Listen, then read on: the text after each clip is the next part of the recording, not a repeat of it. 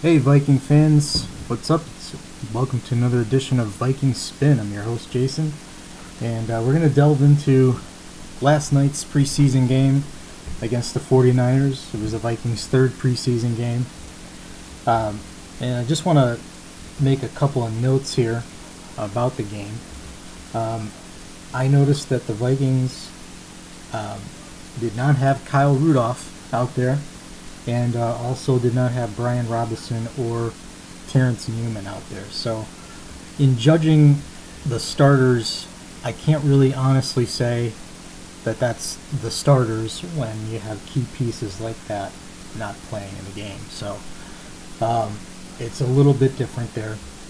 Also, notice that they had Michael Floyd with the second team because obviously they want to have Treadwell ready because he's going to have to play the first 4 games in that spot while Floyd serves 4-game suspension. But, to note, I think that makes a difference as well. Although Laquan Treadwell did play well, caught 3 passes last night for 36 yards, so that was encouraging.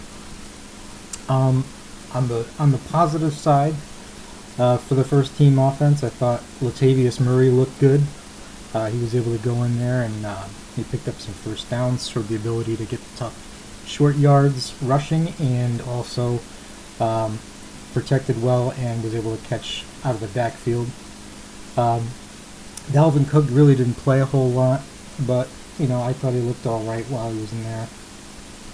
Sam Bradford played well with the circumstances that the team was in.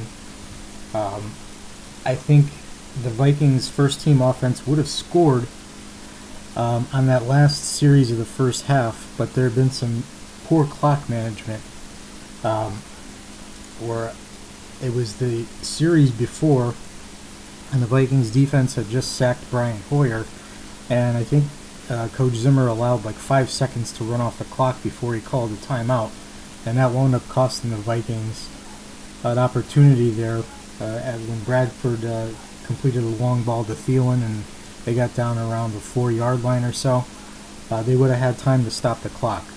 So that's something that I think is on the coaching staff. I think that they're going to be paying more attention to detail with that, but that's just something that you simply can't have, and that's just not excusable. I thought that Nick Easton played better at left guard when they put Pat Elflein in at center. I don't know why that's even still up for conversation at this point. I think Elflein has more than proved that he is capable of being the starting center. As soon as Elflein entered the game, the protection got better, the running game got better, and when Nick Easton slid over to left guard, replacing Alex Boone, the same thing. It's the lineup of Hill at left tackle, Easton at left guard, Elflein at center, Berger at right guard, and Mike Remmers at right tackle is the one that played well against Seattle. They've had the most practice time together, and they were the unit that played the best last night too. So, I know Riley Reif is just getting back, and I'm willing to give him the benefit of the doubt there. But this is now 3 games in a row where I think Nick Easton has outplayed himself. I think he's good enough to start, and I think he's good enough to start at left guard. But we'll see how that plays out. The projected 5 starters haven't had a whole lot of practice time together, so that could be it too. Whereas the other group is kind of had synergy, but the best 5 players have to play on the offensive line, and that's what it boils down to. You don't want Bradford running for his life back there, and you got to have holes open up consistently for your running backs. So we'll see how that plays out. But I do think that they do have enough pieces to where this is going to come together. On the negative side, I thought that Stephon Diggs had an uncharacteristic night. Stephon Diggs dropped 3 passes all season last year, and he dropped 2 last night. And I don't expect that to be a trend. If Diggs catches a couple of those balls, drives are sustained, and I think they would have scored more points with the first team unit. So he had a tough night. Like I said, Laquan Treadwell was solid.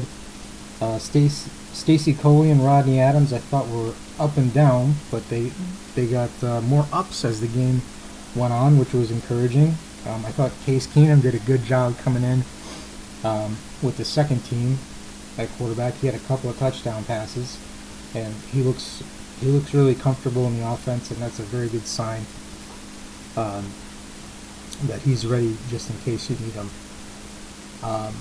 And Taylor Heineke, I mean, you can't say enough good things about the way he performed last night. Really, really gutsy performance. His ribs were bothering him. He's wincing in pain between snaps.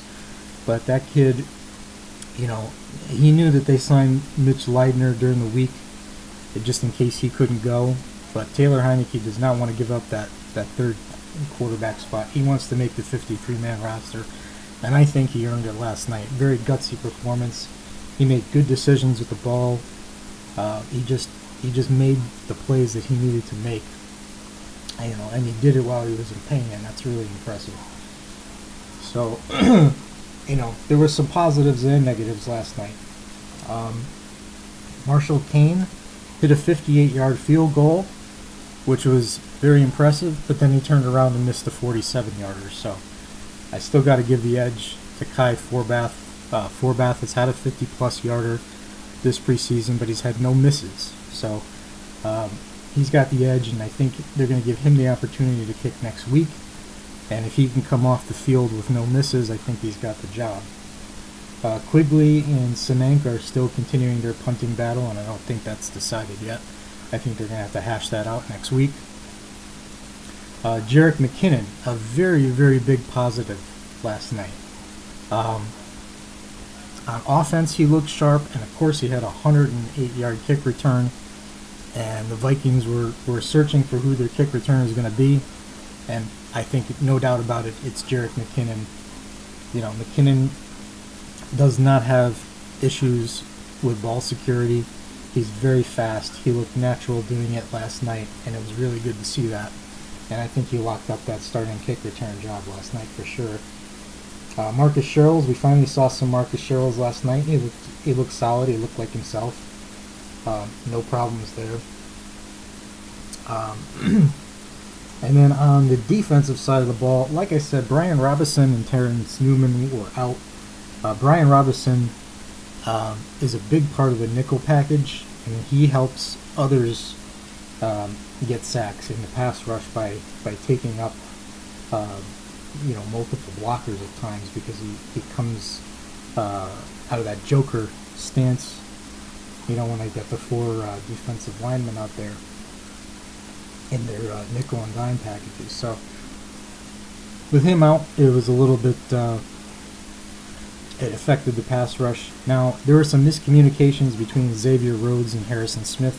Both of those guys are Pro Bowl players. I don't expect that to be a trend, but, Zimmer, I think, needs to go back, look at the tape, see why they miscommunicated, and figure it out. Now, with that said, they're not game planning. And I think the 49ers may have game planned a little bit, but the Vikings are not game planning. Mike Zimmer said after the game last night that they're experimenting with different concepts, and then when the actual games come on, they're going to refine it and go to the bag of tricks that works.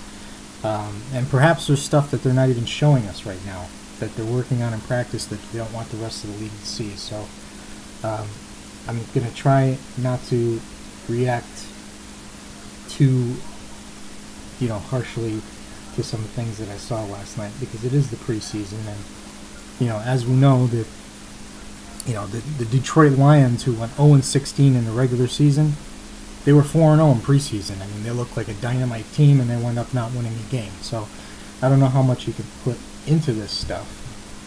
Some of the apocalyptic reactions of some that I've seen on the internet are just way off the mark, I think.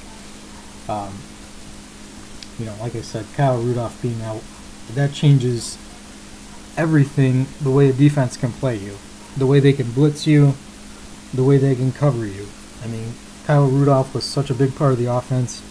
Whenever Sam Bradford was in trouble, he was able to go to Kyle Rudolph. He didn't have that option last night, so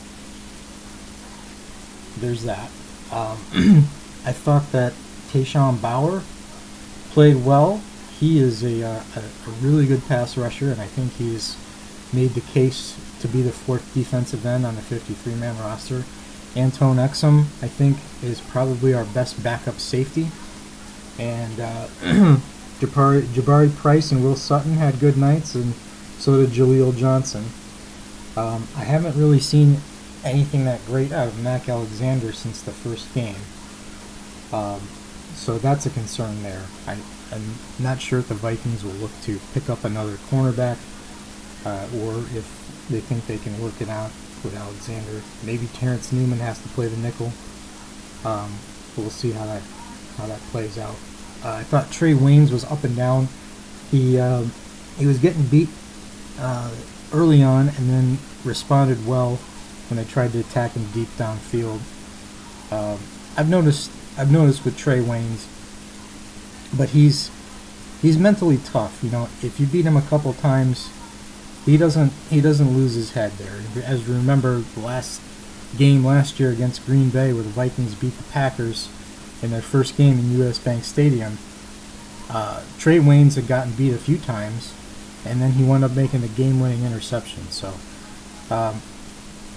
there's something to be said about playing an entire game versus playing one half.